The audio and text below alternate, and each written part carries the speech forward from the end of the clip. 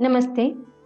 गीता एवं गीता प्रवचन के अध्ययन में मैं डॉक्टर नीलम अग्रवाल आपका पुनश्च स्वागत करती हूँ। आज हम 10वां अध्याय शुरू करने जा रहे हैं, जिसका नाम है विभूति चिंतन। तो विनोबा जी कहते हैं कि गीता का पूर्वार्ध समाप्त हो गया। उत्तरार्ध में प्रवेश करने से पहले जो भाग हम समाप्त कर चुके उसका थोड़े में सार देख ले तो अच्छा होगा। पहले अध्याय में बताया गया गीता मोहनाश के लिए और स्वधर्म में प्रवृत्त कराने के लिए है। दूसरे अध्याय में जीवन के सिद्धांत, कर्मयोग और स्थित प्रज्ञ का दर्शन हमें हुआ। तीसरे, चौथे और पांचवें अध्याय में कर्म, विकर्म और अकर्म का स्पष्टीकरण हुआ। कर्म का अर्थ है स्वधर्माचरण करना। विकर्म का अर्थ है वह मानसिक कर्म जो बाहर से स्वधर्माचरण का कर्म करते हुए उसकी सहायता के लिए किया जाता है। कर्म और विकर्म दोनों के एकरूप होने पर जब चित्त की पूर्ण शुद्धि हो जाती है, सब प्रकार के मैल धुल जाते हैं, वासनाएं मिट जाती है, विकार शांत हो जाते हैं, भेदभाव मिट जाता है, तब अकर्म दशा प्राप्त होती है। यह अकर्म दशा भी 2 प्रकार की बताई गई है। इसका एक प्रकार तो यह है कि दिन रात कर्म करते हुए भी मानो लेश मात्र कर्म न कर रहे हो, ऐसा अनुभव होना। इसके विपरीत दूसरा प्रकार यह कि कुछ भी न करते हुए सतत कर्म करते रहना। इस तरह 2 प्रकार से अकर्म दशा आती है। ये 2 प्रकार यूं अलग अलग दिखाई देते हैं, तथापि है पूर्ण रूप से एक ही। इन्हें कर्मयोग और संन्यास ऐसे 2 नाम दिए गए हैं। फिर भी भीतर की सार वस्तु दोनों में एक ही है।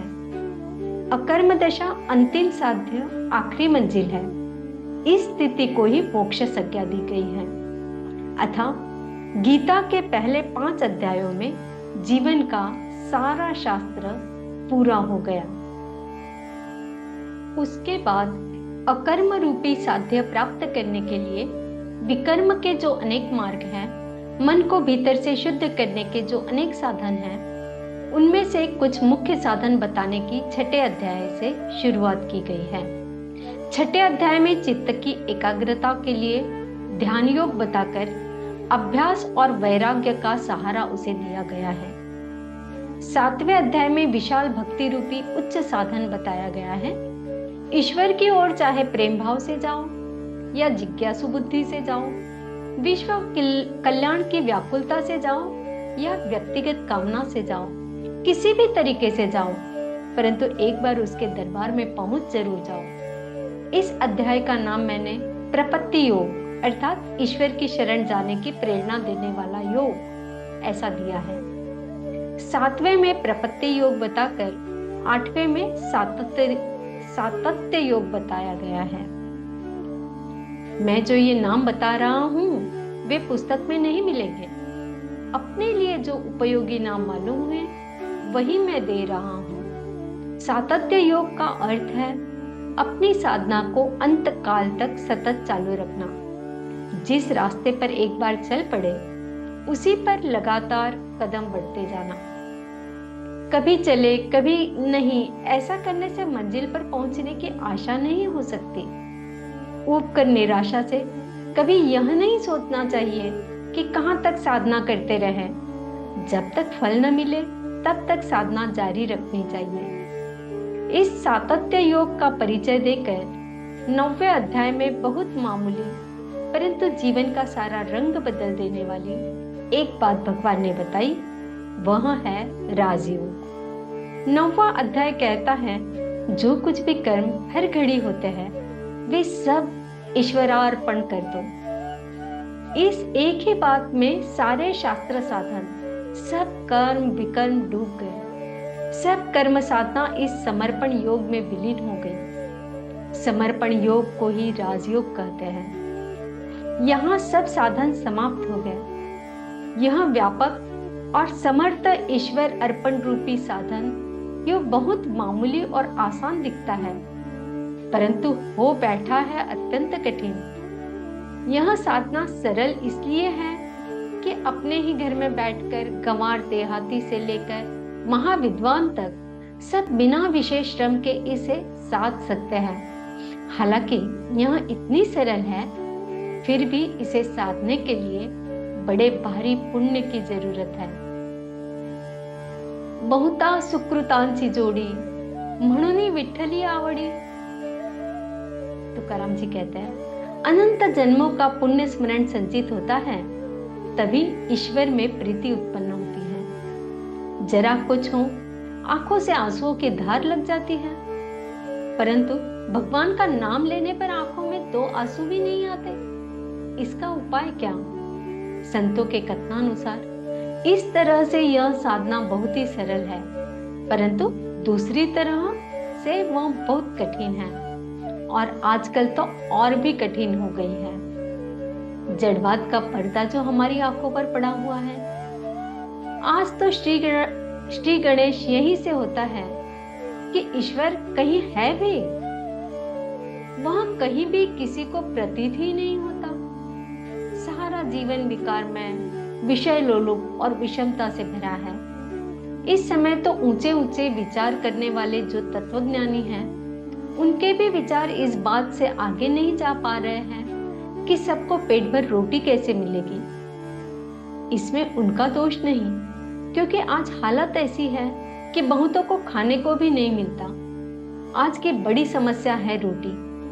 इस समस्या को हल करने में आज सारी बुद्धि उलझ रही है। सारणाचार्य ने रुद्र की व्याख्या की है, बुभुक्षमाण रुद्र रूपेण अवतिष्ठते। भूखे लोग ही रुद्र के अवतार हैं। उनकी क्षुधा शांति के लिए अनेक तत्वज्ञान, अनेक वाद और राजनीति के अनेक प्रकार उठ खड़े हुए हैं। इन समस्याओं में से सिर ऊपर उठाने के लिए आज फुर्सत ही नहीं। आज हमारे सारे भगीरथ प्रयत्न इसी दिशा में हो रहे हैं कि परस्पर न लड़ते हुए सुख शांति से और प्रसन्न मन से 2 कौर रोटी कैसे खाएं। ऐसी विचित्र समाज रचना जिस युग में है, वहां ईश्वरार्पणता जैसी सीधी सादी और सरल बात भी बहुत कठिन हो बैठे तो क्या आश्चर्य। परंतु इसका उपाय क्या है? 10वें अध्याय में आज हम यही देखने वाले हैं कि ईश्वरार्पण योग कैसे साधा जाए, कैसे सरल बनाया जाए। आइए कुछ श्लोक पढ़ते हैं। 10वें अध्याय से प्रथम श्लोक पढ़ेंगे।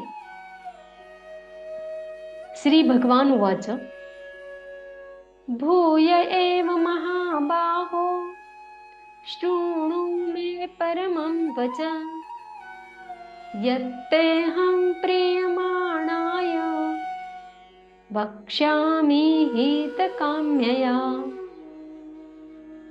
श्री भगवान ने कहा, हे महाबाहु अर्जुन, तू मेरे परम प्रभावशाली वचनों को फिर से सुन, क्योंकि मैं तुझे अत्यंत प्रिय मानता हूं, इसलिए तेरे हित के लिए कहता हूं। न मे विदुषुर्गणाः प्रभवं न महर्षयः अहमादिरहि देवानां महर्षिणां च सर्वशः। मेरे ऐश्वर्य के प्रभाव को न तो कोई देवतागण जानते हैं और न ही कोई महान ऋषिगण भी जानते हैं, क्योंकि मैं ही सभी प्रकार के देवताओं और महर्षियों को उत्पन्न करने वाला हूं। यो माम अजम अनादिं च वेत्ति लोकमहेश्वरम् असम्मूढ़ सर्वभूतेषु सर्वपापै प्रमुच्यते। जो मनुष्य मुझे जन्म मृत्यु रहित, आदि अंत रहित और सभी लोगों का महान ईश्वरीय रूप को जान जाता है, वह मृत्यु को प्राप्त होने वाला मनुष्य मोह से मुक्त होकर सभी पापों से मुक्त हो जाता है।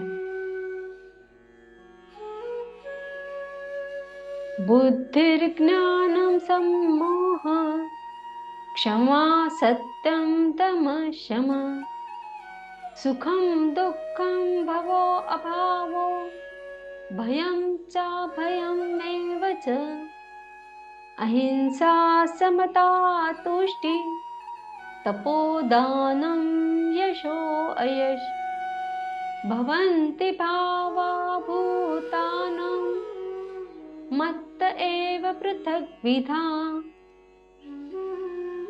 संशय को मिटाने वाली बुद्धि, मोह से मुक्ति दिलाने वाला ज्ञान, क्षमा का भाव, सत्य का आचरण, इंद्रियों का नियंत्रण, मन की स्थिरता, सुख दुख की अनुभूति, जन्म मृत्यु का कारण, भय अभय की चिंता, अहिंसा का भाव, समानता का भाव, संतुष्ट होने का स्वभाव, तपस्या की शक्ति, दानशीलता का भाव और यश अपयश की प्राप्ति में जो भी कारण होते हैं, यह सभी मनुष्यों के अनेक प्रकार के भाव मुझसे ही उत्पन्न होते हैं। महर्षयः सप्त पूर्वे चत्वारो मनवस्तता मद्भावो मानसा जाता येषां लोक इमा प्रजा। सातों महान ऋषि और उनसे भी पहले उत्पन्न होने वाले चारों सनकादि कुमारों तथा स्वयंभू मनु आदि, यह सभी मेरे मन की इच्छा शक्ति से उत्पन्न हुए हैं। संसार के सभी लोगों के समस्त जीव इन्हीं की ही संतानें हैं। एतां विभूतिं योगं च मम यो वेत्ति तत्वतः सो विकम्पेन योगेन युज्यते नात्र संशयः। जो मनुष्य मेरी इस विशेष ऐश्वर्यपूर्ण योग शक्ति को तत्व सहित जानता है, वह स्थिर मन से मेरी भक्ति में स्थित हो जाता है। इसमें किसी भी प्रकार का संदेह नहीं है। अहम सर्वस्य प्रभवो मत्त सर्वं प्रवर्तते इति मत्वा भजन्ते मां मूढ़ा भाव समन्विता। मैं ही संपूर्ण जगत की उत्पत्ति का कारण हूँ और मुझसे ही संपूर्ण जगत की क्रियाशीलता है। इस प्रकार मानकर विद्वान मनुष्य अत्यंत भक्ति भाव से मेरा ही स्मरण करते हैं। मच्चित्ता मद्गत प्राणा बोधयन्त परस्परं कथयन्तश्च मां नित्यं तुष्यन्ति च रमन्ति च। जिन मनुष्यों के चित्त मुझ में स्थिर रहते हैं और जिन्होंने अपना जीवन मुझको ही समर्पित कर दिया है, वह भक्तजन आपस में एक दूसरे को मेरा अनुभव कराते हैं। वह भक्त मेरा ही गुणगान करते हुए निरंतर संतुष्ट रहकर मुझ में ही आनंद की प्राप्ति करते हैं। श्री कृष्णार्पणम।